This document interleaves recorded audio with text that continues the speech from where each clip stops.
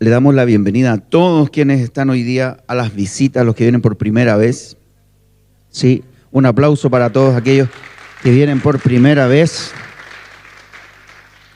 Queremos que se sientan como en casa, ¿sí? Así es que siéntanse en su casa. Y ahora les voy a pedir su mayor atención. Tenemos exactamente algo de 2 horas y media de prédica nomás, así es que no es tanto. Una palabra breve, pero que quiero que usted entienda y se lleve en su corazón. Antes quiero que ore conmigo así, ore conmigo, diga: Señor, aquí está mi corazón. Lo abro delante de ti para que me enseñes, para que me ayudes, para que me hables. Que tu palabra se grabe allí, que no se me olvide, que sea un tesoro para mi vida. En el nombre de Jesús. Amén. ¿Dónde va a estar la palabra del Señor a partir de ahora? En el corazón. No se les va a olvidar nunca más. Ustedes no vieron esto. Hoy vamos a hablar de las divinas contradicciones. ¿Cuántos saben que nuestro Dios no tiene nuestra lógica? Que nuestro Dios no tiene nuestra lógica, no piensa como nosotros. El Señor piensa totalmente diferente a nosotros. Y la palabra del Señor a veces nos resulta muy contradictoria. Por eso la palabra de hoy se llama divinas contradicciones. ¿Por qué contradicciones? Porque a veces no podemos entender el actuar de Dios, o lo que el Señor nos pide, o lo que el Señor nos ordena o nos manda. A veces quisiéramos hacer las cosas a la pinta nuestra. ¿A cuánto les ha pasado? Solo a mí.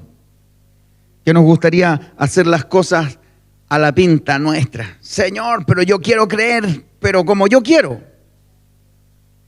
Y las cosas en el Señor se hacen de otra manera. Por eso nos cuesta entender aquellas cosas que no podemos aceptar. Porque se contraponen a la lógica humana. Y nuestro Dios no es humano. Nuestro Dios es espíritu. Sus pensamientos, dice la Escritura, no son como los nuestros. Más altos son tus pensamientos que los míos, dice la Escritura. O sea, Él piensa totalmente diferente a como pensamos nosotros. Ahora, hay algo que es el Señor y que nosotros no somos. Diga conmigo fuerte esta frase: Él es eterno. Yo no. Dígalo, yo no.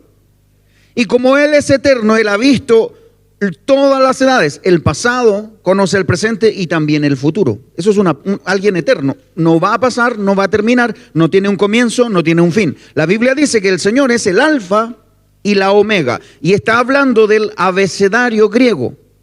El abecedario griego comienza en la letra alfa y termina en la omega. Para nosotros en el alfabeto español, en el abecedario, la primera letra, ¿cuál es? La primera que usted se aprende en el colegio, la A. Le enseñan la A. A, E, I, O, U. Pero luego le enseñan algo más complejo, que es el alfabeto completo, y llegan a la Z. De la A a la Z. ¿Por qué le estoy hablando esto? Porque la Biblia dice que el Señor es como la A y la Z, el principio y el fin. El alfa y la omega. Él no comenzó, Él ya era. Él ya existía. Él no va a terminar, Él es eterno. Pasarán todas las cosas, pero su palabra, lo que Él escribió, lo que Él dijo para nosotros, no va a pasar. Entonces, como nosotros no somos eternos, y Él sí, Él ve las cosas totalmente diferentes a como tú y yo las vemos. Para nosotros un problema es fatal, ¿o no? Un problema nos duele, nos afecta, nos atormenta, a veces nos desenfoca y a veces incluso nos hace tropezar. Pero para el Señor un problema es una situación. Diga conmigo, situación. Las situaciones también se conocen con el nombre de circunstancias. ¿Qué es una circunstancia? La circunstancia es un momento. Momento, diga conmigo, momento.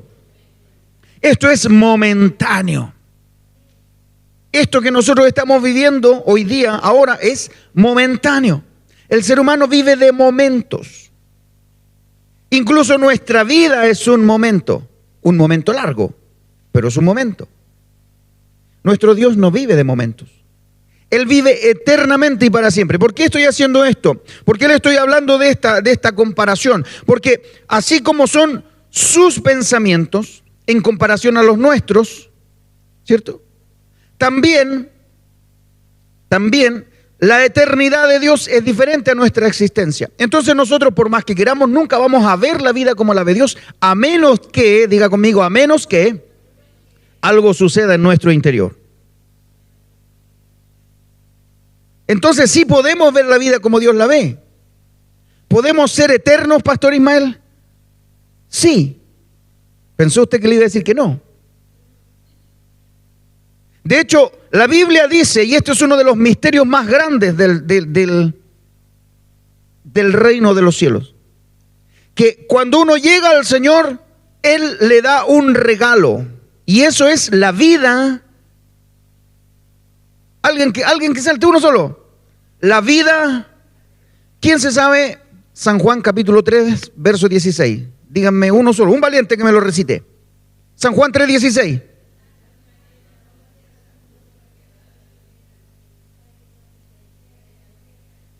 Sino que tenga ¿qué?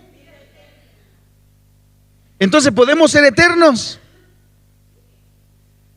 Porque de tal manera amó Dios al mundo, que ha dado a su Hijo unigénito para que todo aquel que en Él cree no se pierda, mas tenga vida eterna. Tú y yo podemos ser eternos. Tú y yo podemos empezar a entender las cosas como Dios las ve. Podemos empezar a entender el corazón de Dios, acercarnos al corazón del Padre, perder el espíritu de orfandad que nos ha arrastrado por años. Podemos hacerlo. ¿Por qué espíritu de orfandad? Hay personas que sufrieron en su vida natural, no en la vida cristiana, en la vida normal, problemas con sus padres, con su madre, heridas de abandono y un montón de cosas que los llevan a marcar su existencia por el abandono. Y podemos entender a través de la palabra del Señor y a través de su Espíritu que Él sí puede ser nuestro Padre y que ya nunca más vamos a estar solos. La pastora les decía delante, usted dígale al que está a su lado, como si fuera el Señor hablando, nunca te voy a dejar. ¿Sí? Ese Padre amoroso, esa forma de ver a Dios, se nos puede revelar única y exclusivamente en el Espíritu. Porque el Señor es Espíritu. Y el reino de Dios se puede vivir, asimilar y disfrutar si lo discernimos en el Espíritu. ¿Qué significa la palabra discernir? Discernir es diferenciar conceptualmente una cosa de otra.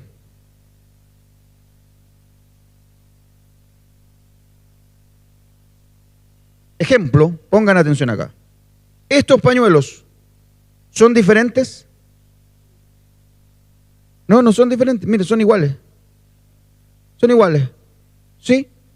Son iguales. Están doblados de la misma forma.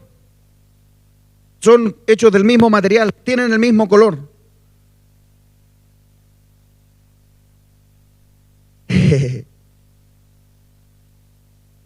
¿Estos dos pañuelos son iguales?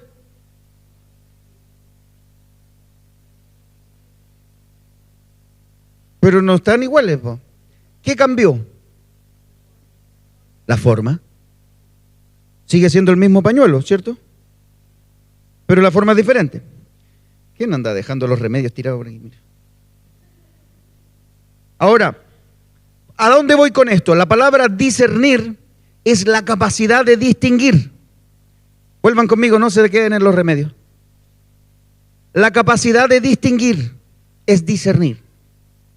Yo distingo conceptualmente una cosa de otra. Son el mismo pañuelo, sí, pastor, pero están diferentes. También la palabra discernir es tener una idea clara sobre algo y darle una distinción o dignidad, hacerlo importante. Eso es darle dignidad a algo. Cuando ustedes dicen todos los derechos humanos y todo eso, habla de la dignidad de las personas, ¿cierto? ¿Sí? Y despertaron los pajaritos. El darle dignidad a algo significa que nosotros le estamos dando un realce, una importancia. Y cuando hablamos del reino de Dios, el reino de Dios se discierne espiritualmente. No se puede entender, no se le puede diferenciar, no se puede tener una idea clara sobre eso, ni se le puede dar dignidad, ni hacerlo distinto, ni darle importancia si no se hace en el Espíritu. Tú nunca vas a poder darle importancia al reino de Dios si no te metes con el Espíritu Santo. Entonces a muchos de nosotros nos ha pasado que queremos venir a la iglesia y queremos buscar al Señor y empezamos a caminar y empezamos a avanzar y en algún momento algo nos pasa y nos trancamos. ¡Pum! ¿Cierto? No les voy a pedir que levanten la mano porque vamos a pasar a asistencia completa. A todos nos ha pasado. ¿A usted, pastor, también? Sí, también me ha pasado. También me ha pasado. Su pastor no es santo. Santo pone las letras. Ese es un chiste interno, ahora todos son internos. Me ha pasado, le ha pasado, nos va a pasar. ¿Pero por qué nos pasa? Para eso vamos a ir a la Escritura. Primera de Corintios capítulo 2, verso 14. Estamos hablando de las contradicciones de Dios, ¿sí? De las cosas que son contradicciones porque chocan con nuestra manera humana de ver. No porque Dios se contradiga. ¿Amén? ¿Se entiende, verdad? Lo que Dios dice no tiene nada que ver con lo que yo pienso. Esa es la contradicción. ¿Qué dice 1 Corintios 2:14? Pero el hombre natural no percibe las cosas que son del Espíritu de Dios porque para él son locura y no las puede entender porque se han de discernir. ¿Cómo? Dígalo fuerte conmigo. Espiritualmente. Entonces nos cuesta entender, por ejemplo, que reconocer nuestras fallas delante de Dios nos hace fuertes. Humanamente, ¿a quién le gusta sentirse débil? Humanamente. A nadie nos gusta. Nos afeamos si le reconocemos a alguien. Nos sentimos, pucha, me afeo. ¿En qué sentido? En que me hago poco atractivo para la otra persona si yo reconozco mis debilidades. Entonces, la gente del mundo se muestra siempre poderosa. Siempre camina así. Siempre se siente fuerte. Siempre, no, yo puedo y siempre voy a poder. ¿Cierto? Porque peleo y me la peleo hasta el final. No, a mí no me van a ver. Pero eso es humanamente. En Cristo la contradicción es que yo tengo que saber que soy débil para que Él me fortalezca. Yo tengo que saber que no puedo con un vicio para que Él me ayude a sacarlo. Yo tengo que saber que no puedo cambiar mi carácter, que no puedo vencer la carne para que Él me ayude a vencerla. Entonces nos cuesta entender ese obrar de Dios y eso se hace en el Espíritu. Y el reconocer nuestras debilidades ante Dios nos hace avanzar. Cuando tú quieres avanzar en Dios, si te mantienes peleando en tus propias fuerzas, no vas a avanzar, te vas a detener. Va a llegar el momento en que nos vamos a chocar con la pared y nos vamos a desanimar y nos vamos a caer y algunos se vuelven atrás y después retoman. O sea, nos puede pasar de todo mientras no entendamos esto, porque la naturaleza humana se inclina más a ser orgullosa. ¿En qué sentido orgullosa? Yo no le pido ayuda a nadie. Eso es orgullo, ¿cierto? Porque todos necesitamos ayuda. La Emma, chiquitita, que anda caminando por ahí, ahora camina solita, Emita. Pero cuando empezó a caminar, los papás tenían que tomarla de la mano. ¿Cierto? Todos necesitamos ayuda. Cuando uno comienza a caminar en Cristo, necesita tomarse de su mano. Porque si no, nos vamos a caer. Y la tendencia humana es todo lo contrario. Es decir, yo puedo solo, mi fuerza de voluntad es poderosa. Miren, ¿para qué voy a molestar al Señor? A mí déjeme aquí nomás. Pero cuando entendemos que realmente nuestra debilidad es el momento indicado donde Dios se glorifica, la cosa cambia. Cuando reconocemos y entendemos que nuestra debilidad es el momento indicado para que Dios se glorifique en nosotros y a través de nosotros, ahí las cosas cambian. Si vamos a 2 de Corintios capítulo 12, verso 10, en la versión NBI, si la puedes poner, Santito. Es Cristian Santos, su apellido es Santos. Por eso yo le dije que santo pone la letra y el pastor no es santo, él es santo. ¿Ve? 2 de Corintios 12, 10 dice, por eso me regocijo en debilidades, en insultos, en privaciones. ¿Qué significa la palabra privación? Me estoy privando de algo o no tengo algo. La palabra privación es carencia. Hoy día no tengo para comprarme el churrasquito, entonces me estoy privando. Por ejemplo, ya, volvamos al texto. Me regocijo en debilidades, en insultos, privaciones, persecuciones y dificultades que sufro por Cristo. Porque cuando soy débil, entonces soy fuerte. Quien está hablando es el apóstol Pablo. ¿Cuántos conocen al apóstol Pablo? Ya no cayeron todos, ya no cayeron. Hay uno que cayó todavía vamos avanzando. De nombre lo conoce, muy bien. No lo podemos conocer porque vivió hace mucho tiempo atrás. Pero sabemos quién es. ¿Cómo nosotros vamos a entender este texto del apóstol Pablo que dice, yo me regocijo en mis debilidades? Me regocijo cuando me insultan. Me regocijo cuando no tengo algo. Me regocijo cuando me están persiguiendo, cuando tengo dificultades que sufro por Cristo, porque cuando soy débil entonces soy fuerte. ¿Cómo se puede entender que si somos débiles humanamente Dios nos puede hacer fuertes? La mentalidad terrenal es la que no nos deja entender la lógica de Dios. Porque nosotros somos demasiado lógicos. Para mí 2 más 2 son 4, no 4,5. ¿Cierto? Pero para Dios 2 más 3 no son 5, son 5,000. Porque con 5 panes y 2 peces, Él alimentó 5,000 personas. La lógica de Dios no es la tuya. La lógica de Dios es totalmente contraria. Entonces, si Él dice que cuando somos débiles, entonces somos fuertes, para poder entender eso, tenemos que vaciarnos de nuestra mentalidad terrenal. El primer paso que tenemos que dar para pasar de la mentalidad terrenal a la mentalidad de Dios es aprender a convertir las debilidades en fortalezas. ¿Cómo lo hago, pastor? ¿Cómo lo hago para que cuando tengo un problema no me vaya a pique y sea realmente fuerte? Y que si tengo una dificultad Dios me levante. ¿Cómo lo hago? Justamente ese es el secreto. El profeta Joel, en el capítulo 3 del libro del profeta Joel, habla acerca de la debilidad y tiene que ver con nuestra actitud. Diga conmigo, actitud. Los artistas, los actores, antes de grabar una escena, el director dice, o el asistente del director, por un megáfono, le dice, actitud, para que ustedes entiendan, estoy traduciendo. Y los actores que estaban grabando una escena, a veces cortan la escena, ¿cierto? Van a tomarse un cafecito y luego vuelven. Y la palabra actitud es para que ellos tomen la actitud que dejaron. Entonces diga conmigo, actitud. Lo que yo tengo que moldear en mí es la actitud. ¿Cómo lo sé? Vamos a Joel capítulo 3, versos 9 y 10 en la NBI. Santito, te voy a tener ahí en dificultades. No, santo, el teclado más rápido del oeste.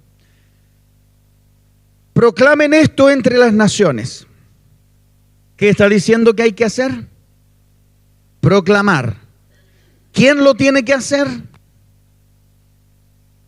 No dice, yo Jehová proclamo esto entre las naciones. Dice, ustedes. La pega es suya.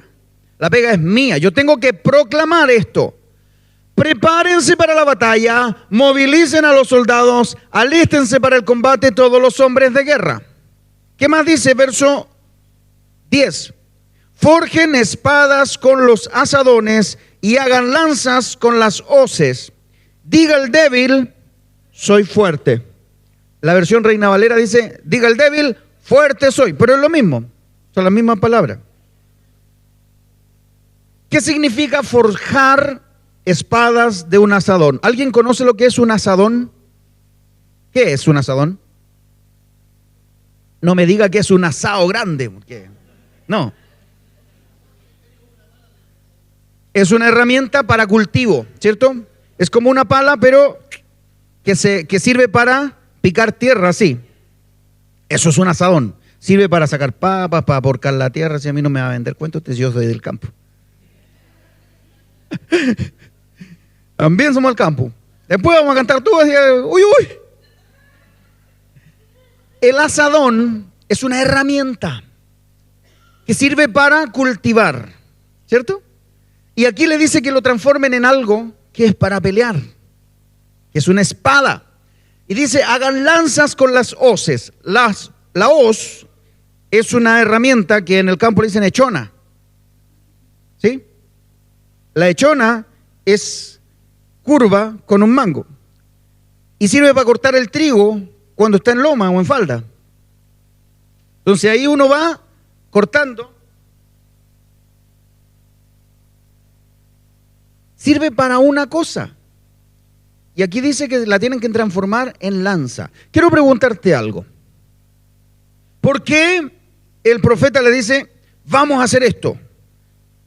Los que tienen herramientas para trabajar pacíficamente, las van a trabajar y las van a forjar y las van a transformar en armas.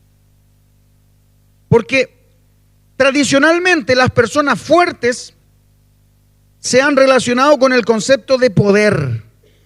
Y el poder se ha relacionado con el concepto de violencia y guerra. ¿Cierto? Entonces, cuando el Señor le dice, sabía que eso iba a pasar, no me lo reveló ni carne ni sangre, pero iba a pasar. Cuando el Señor le dice, ustedes que son pacíficos, transformen su herramienta en algo para la guerra, y luego les dice, diga el débil, fuerte soy. Está diciéndole que tienen que cambiar de actitud, que tienen que ponerse violentos. Pastor, ¿de qué me está predicando? Tú no te tienes que poner violento con el que está a tu lado.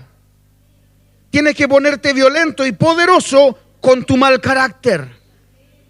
Tienes que ponerte violento y poderoso con tus malas formas de hablar, con aquel vicio, con el desánimo, con aquella cosa que no te deja avanzar. Con eso hay que ponerse violento. El Señor Jesucristo dijo clarito, el reino de los cielos, desde Juan el Bautista, sufre violencia. Y solo los violentos lo arrebatan. Se lo traduzco a buen chileno. Aquellos que tengan la actitud de pelea. Aquellos que sepan pararse frente a la dificultad. Están jugando los niños, no se preocupen. Aquellos que están con la actitud de batalla. Eso es ser violento. No es alguien que se agarra con todo el mundo.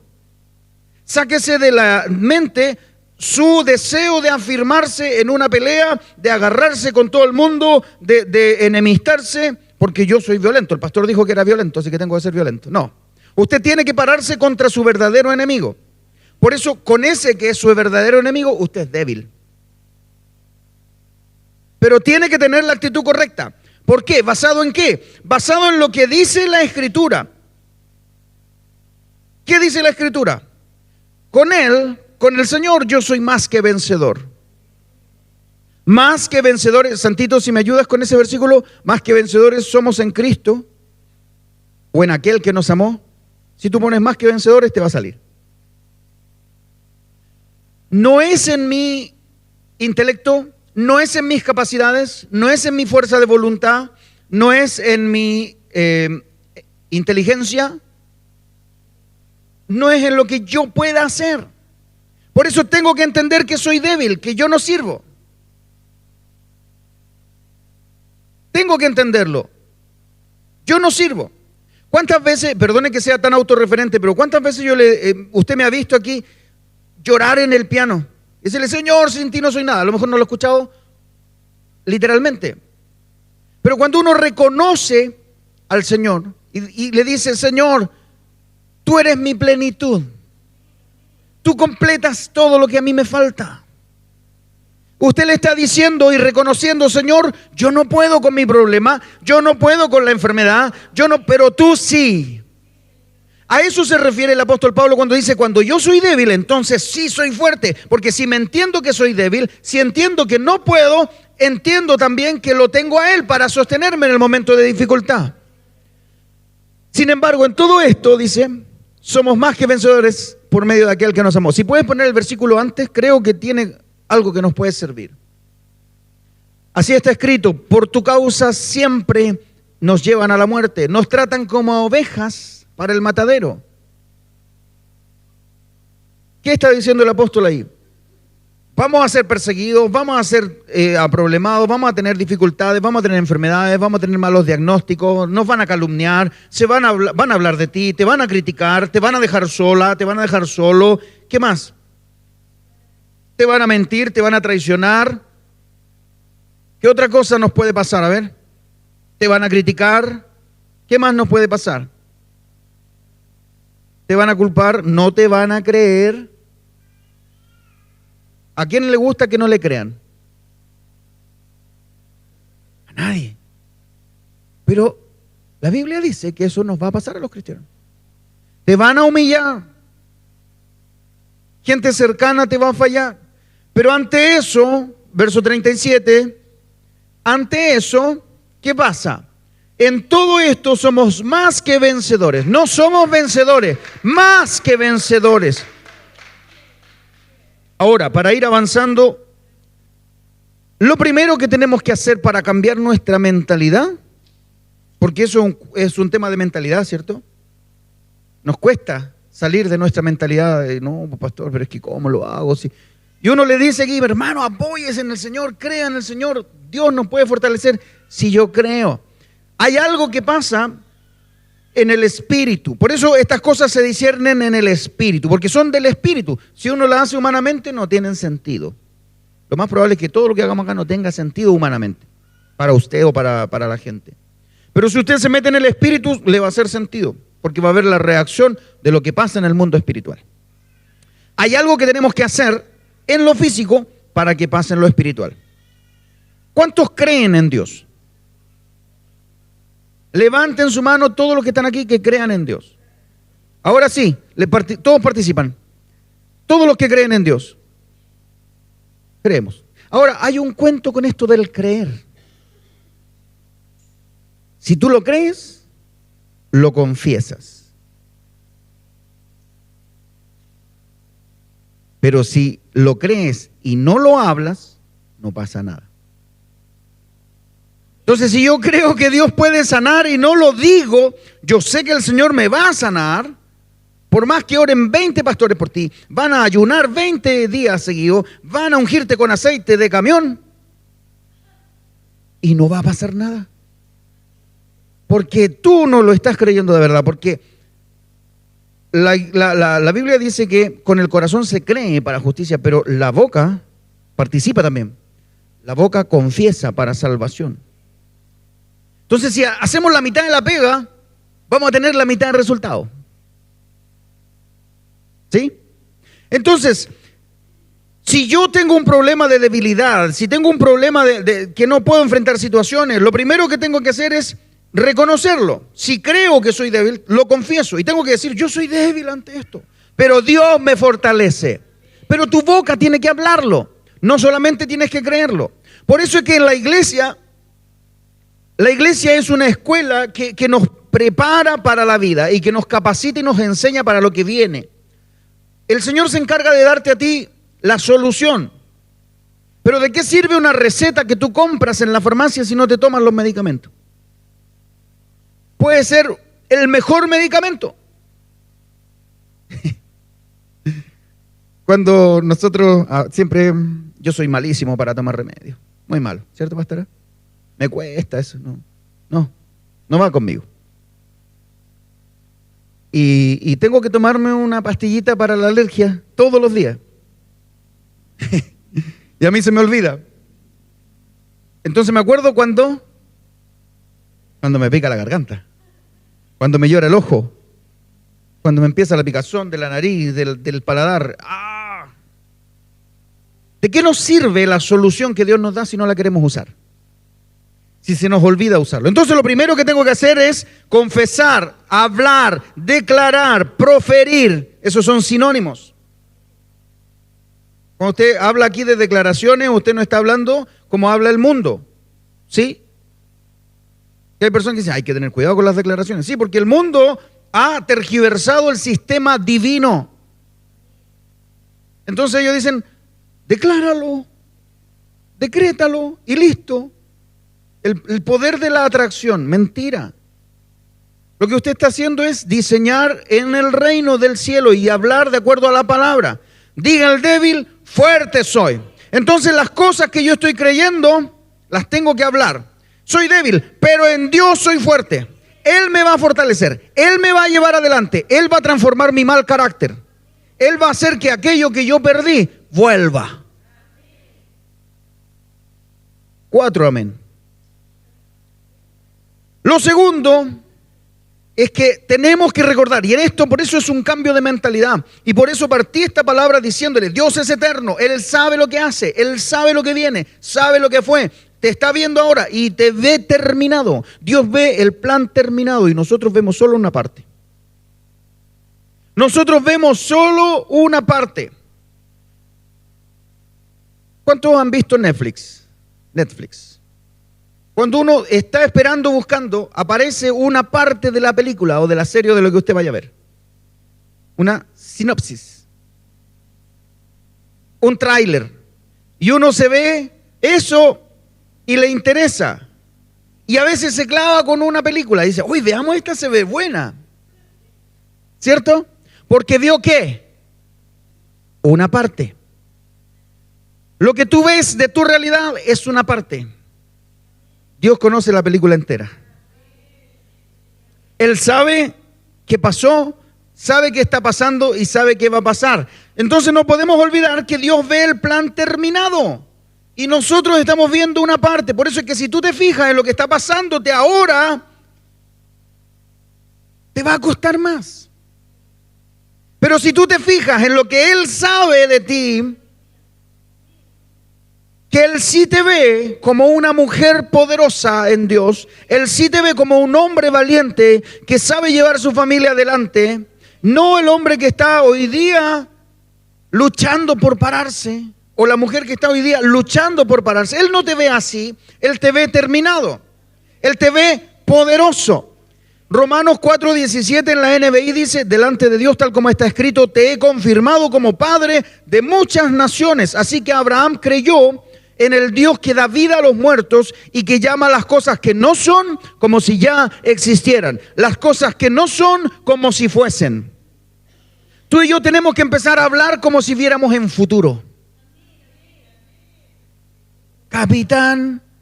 No, es demasiado antiguo para que me siga. Futuro. Esa la veía yo cuando era niño. Estamos iguales, somos de la misma generación, hermana Isabel. Gracias, por lo menos no estoy solo. Vive en presente, pero piensa en futuro. Vive en presente, pero piensa en futuro. Ayer ya pasó. Y el hoy es un regalo, por eso se llama presente. Me acordé de Kung Fu Panda. Bueno, ¿por qué tenemos que aprender a hablar las cosas que no son como si ya existieran? Hablemos de Abraham. Hablemos de Abraham. Abraham es un ejemplo de fe práctica, de fe que declaró e hizo lo que tenía que hacer, que reconoció su debilidad. ¿De qué está hablando aquí? Está hablando de la situación. Abraham le creyó a Dios que da vida a los muertos. ¿Por qué a los muertos? Porque él y su mujer no podían tener hijos. Y el Señor aparece a Abraham y le dice, vas a ser padre de multitudes y haré de ti una nación grande y poderosa. Y él no tenía hijos. ¿Cómo se puede formar una nación de alguien que no tiene descendencia? Eso es una contradicción divina. Y el Señor le dice, y yo voy a hacer de ti una nación grande y poderosa. Y yo quiero hoy día hablarte esta palabra profética para ti. Quiero que tú cierres los ojos y escuches la voz del Señor que te está diciendo, voy a bendecirte, voy a hacer de ti una nación grande y poderosa, y en ti serán benditas todas las familias de la tierra. Yo no sé si tú puedes creer eso. Si no lo puedes creer, si te cuesta, es porque tu mente está demasiado terrenal. Pero si tú empiezas a pensar en futuro, cómo la gente va a ser bendecida, no te preocupes del cómo. Abraham le creyó al Señor y creyó en aquel que puede darle vida a los muertos y que llama las cosas que no son como si ya existieran. Él empezó a decir, tú eres padre de multitudes. Él no se llamaba así. Su nombre era Abraham. Y cuando viene el Señor le dice, ya no será más tu nombre Abraham, sino que ahora te vas a llamar Abraham, con H intermedia, que significa padre de multitudes. Todavía no tienes un hijo, todavía tu mujer no está embarazada, pero tú ya eres padre de multitudes, Abraham. Todavía no pasa nada, todavía no ves ningún rayito de esperanza en tu milagro, pero tú ya eres aquello que Dios dijo que eras. Por eso cuando uno está enfermo y uno dice, yo sé que el Señor me va a sanar, y se toma un medicamento, no está ejerciendo la fe. Pero cuando uno dice, llevo 3 días enfermo, pero estoy creyendo, el Señor me va a sanar, el Señor me va a sanar, y espero un 4.º día, y el 5.º día, y el 6.º día, y algo pasa si yo me mantengo en esa fe, ¿cierto, pastor? Sí. Ahora, hay que empezar a llamar las cosas que no son como si fuesen. Por eso es que este ejercicio es práctico. Yo sé que Dios me va a bendecir. Tiene que decirlo, pues. ¿Cuántos quieren que Dios les bendiga? Dígalo entonces. Yo sé que Dios me va a bendecir. Y Dios te bendice. Yo sé que Dios me va a dar un trabajo. Yo sé que Dios me va a dar una esposa. Tómenla a alguien por ahí. Un esposo. Yo sé que Dios va a hacer su obra en mí. El apóstol Pablo encontró que sus debilidades era el momento oportuno para ser fortalecido. Él encontró que en ese momento, en sus debilidades, era cuando en realidad era fuerte. Y cuando se encontraba en situaciones en las cuales ya no podía hacer nada por sus propias fuerzas, era cuando el Señor obraba a su favor. O sea, que cuando llegamos al límite de nuestras posibilidades, Dios opera. Ponga atención a esto. Cuando llegamos al límite de nuestras posibilidades, Dios opera. ¿Sí? Llegamos al límite. Tocamos fondo. Estamos ya a punto de tirar la toalla. Pero ahí es cuando Dios empieza a operar. Pero si nosotros nos limitamos a ver las circunstancias, nada va a pasar. Abraham depositó su confianza en el Señor aunque no vio nada. Y el Señor le dijo que iba a tener descendencia, aun cuando su mujer era estéril y ambos eran ancianos. El problema no es que eran estériles y viejitos. Doble dificultad. Pero Dios hizo una obra. Ahora, ¿quieren saber otra contradicción de Dios? Le da el hijo al Señor. Sara queda embarazada. Nace un hijo llamado Isaac. Crece el muchacho. Alrededor de 12 o 13 años, y el Señor aparece nuevamente con Abraham. Le dice, ¿cómo estás, Abraham? ¿Te acordáis lo que te dije, no? Sí, Señor, gracias por el hijo que me diste, estoy tan contento, mi mujer está feliz. Sacrifícamelo. Sacrifícamelo. Eso estaba complicado. Y Abraham, que había conocido algo pasó en el corazón de Abraham. Cuando uno entiende esto y se te revela, algo pasa. Y Dios le pide lo más precioso que tiene, que es su hijo. Y le dice, vas a subir al monte Moria, vas a llevar para el holocausto y vas a sacrificar a tu hijo. El sacrificio en ese tiempo era degollar un cordero, y eso es lo que tenía que hacer con su hijo. Y cuando van de camino, el niño le preguntaba, papá, llevamos leña, llevamos las cosas para el holocausto, pero ¿y el sacrificio? Y él le decía, el Señor va a proveer, Jehová proveerá. Esa frase, Jehová proveerá, es lo que nosotros conocemos hoy día como Jehová Jireh. En el hebreo dice, Jehová Jireh. Jireh significa Él provee. Y esa convicción hace que lleguen al lugar donde el Señor le dice, y cuando llegan, Él prepara el holocausto, el niño entiende que Él es el holocausto, no pone resistencia, se entrega fácilmente y él pone a su hijo sobre el altar que construye, pone la leña, y cuando va a sacrificar a su hijo, el Señor le habla y dice, no, Abraham, no lo hagas. Ya vi lo que tienes en tu corazón, ya pesé tus intenciones, ya sé lo que hay, ya conozco tu fe. Y detrás de ellos había un carnero enredado en sus cuernos. Y él entiende que tiene que sacrificar al carnero y no a su hijo. ¿Cuántas veces Dios te ha pedido algo y nosotros nos resistimos? Porque no vemos que Él conoce el futuro y Él quiere pesar nuestro corazón. Él quiere saber si realmente estamos siendo fuertes. Yo me imagino la debilidad que vino sobre ese hombre al conocer la noticia de tienes que sacrificar a tu hijo. Se me doblarían las piernas, yo me desmayo, no sé, algo me pasa. Me descompongo. Mi estómago se daría vuelta solo con la idea. Sin embargo, el Señor lo trata de esta manera para hacerle entender que Él puede obrar de manera extraordinaria en aquellos que se atreven a creer en su ilógica. Porque Dios no es lógico. Y si tú te reconoces débil, entonces tienes que declarar que Dios es fuerte en ti, que la fortaleza proviene de Él, que Él te va a sacar de ese problema, que Él te va a sacar de esa situación y no volverte a tus recursos humanos. ¿Cuántos? Denle un aplauso fuerte. Si ese aplauso es para el Señor, que se note. Pastor, no sé cómo hacerlo, no me resulta. Entiendo la palabra, la creo, pero no me resulta. Vuelvo a caer otra vez en el desánimo, vuelvo a caer en la preocupación, vuelvo a caer en la aflicción. ¿Cómo lo hago? Primero, tenías que declarar. Si lo crees, lo confiesas. Segundo, no te olvides que Dios es eterno. Él conoce el panorama completo y tú solo una parte. Y lo tercero es que la fuerza del débil proviene del gozo de Dios. Gozo.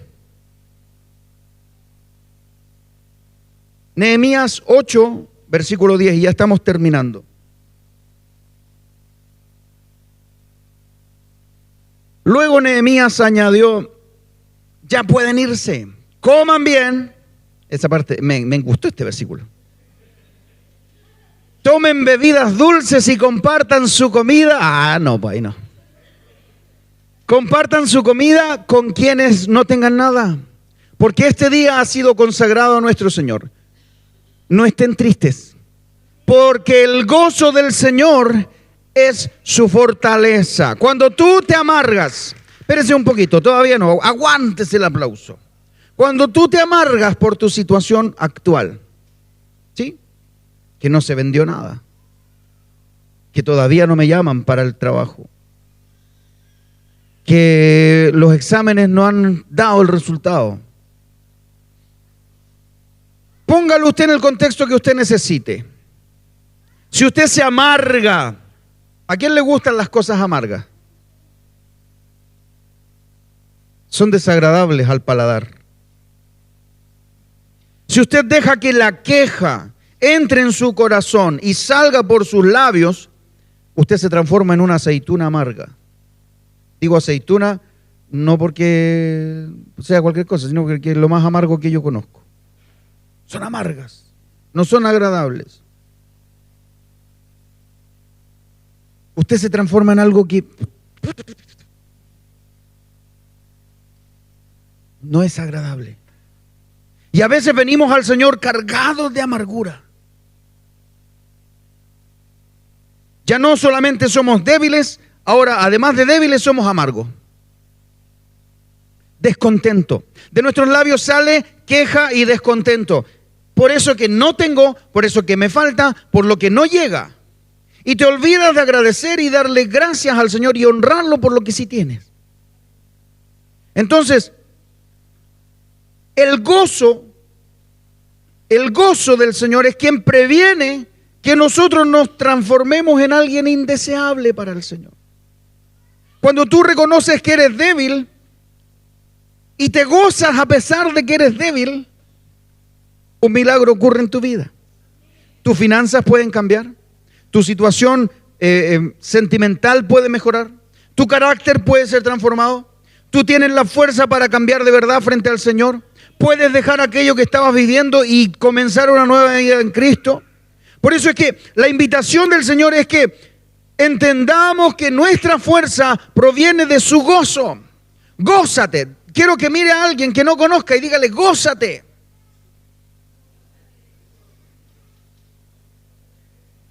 Rodrigo, gózate. David, gózate. Cristian, gózate. Ivania, gózate. Si yo pudiera nombrarlo a todos, le diría a todos el mismo mensaje, gózate. ¿Qué significa gozarse? Alégrate. Vive tu vida libre de queja. Celebra las oportunidades que Dios te ha dado. Nos olvidamos de las bendiciones, nos olvidamos de los beneficios. Salmo 103 dice, bendice alma mía al Señor y no olvides ninguno de sus beneficios. Él es el que rescata del pozo tu vida. Él es el que sacia de bien tu boca, el que te corona de favores y misericordia. Él es el que sana tu dolencia. No te olvides.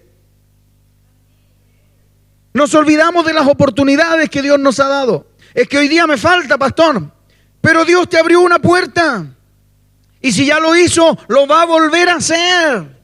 Él conoce la película completa. No te quedes en lo que estás viviendo hoy día. Pastores, que hoy día estoy enfermo, pero Dios te va a sanar. Pastores, que el diagnóstico es de muerte, te va a ir con Él. No perdemos por ninguna parte. Cuando yo estuve a punto de morir en el hospital, en la clínica donde estaba, oré al Señor antes de que me intubaran y estuviera sedado. Y le dije, Señor, aquí está mi vida, mi familia, tú los conoces, yo los amo, pero tú los amas más. Me acuerdo de esa oración. Y lloré delante del Señor. A mí no me cuesta llorar, usted sabe. Lloré delante del Señor y le dije, pero aquí estoy. Haz conmigo lo que tengas que hacer. Si tú me das la oportunidad de volver con mi familia, ya no voy a ser igual, Señor. Y aquí me tiene. Porque cuando uno habla en su debilidad con el Señor y se goza en medio de la prueba, Dios empieza a abrir el cielo para ti. Gózate de tu familia, disfruta tus hijos, disfruta tu esposa, disfruta tu esposo, disfruta tu soledad, tu soltería si eres soltero. Dios se va a mover en aquello que está siendo débil, porque su gozo te va a fortalecer. Yo quiero que te pongas en pie. Este es un día para celebrar. Hoy no solamente celebramos que Chile está de cumpleaños. Hoy celebramos que Cristo te salvó. Hoy celebramos que Él te dio una nueva vida. Hoy celebramos que Él te dio un esposo que cuidar. Si no, estarías sola, estarías soltera. Dios te dio una familia. Pastores, que mi casa no es propia. Había un chiste muy malo, se lo voy a contar igual. Alguien entrevistaba para un trabajo a una persona. Su ocupación, dueña de casa. Ay, mire, qué envidia, yo arriendo. Es malo el chiste, se lo dije. Pero a veces nosotros pensamos que las cosas que tenemos son las que nos hacen diferentes. Pastores, que no sé si voy a pagar el arriendo. ¿Cuánto tiempo has vivido ahí? Y si te echan de ahí, te buscarás otro lugar. El Señor te va a abrir puertas. Dios, pero el tema aquí es saber que vamos de su mano. El tema aquí es saber, pastora, dame tu mano. Ven conmigo acá. El tema es saber que ya no estamos solos. Quiero, si usted vino con familia, que se tome con alguien. Si no, si hay personas que están solitas, se van a juntar. Por ejemplo, claro, ahí pónganse al ladito y tómense la mano, por favor. Sí, Ivania y Renato, si quieren venir para acá. Los tres muchachos atrás, tómense la mano, por favor. Tómense la mano. Alejandra, si quieres con Cristian.